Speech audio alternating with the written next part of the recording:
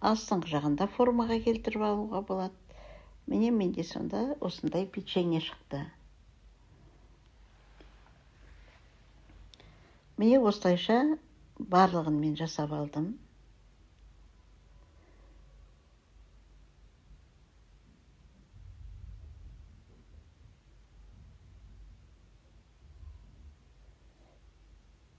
Енді мен осы қамырымды мен ұзынша қылып істеп көрейін деп жатырмын, узоры қалай шығады екен деп.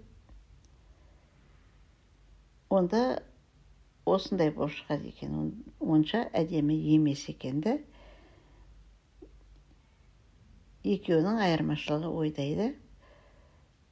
Сондықтан мен бірінші вариантпен барлығын осылай жасайтын боламын.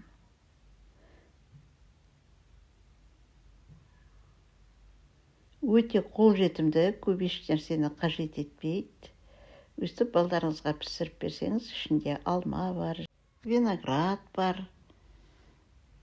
Өте пайдалы. Корица да өте пайдалы. Міне осындай әп-әдемі печеньелар шықты менде.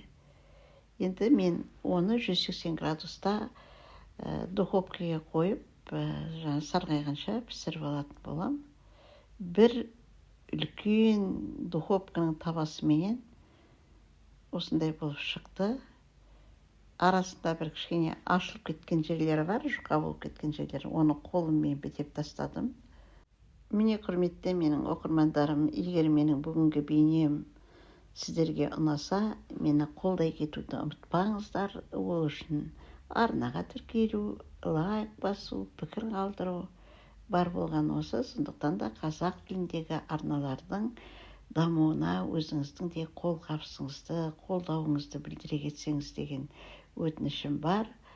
Міне менде осындай сап-сары болып шықты. Мен енді оның үстіне кішкене қант ұнтағын сеуіп жіберіп жатырмын. Әдемі болып шығу үшін. Бір 20 минуттайдың ішінде пісіп шықты.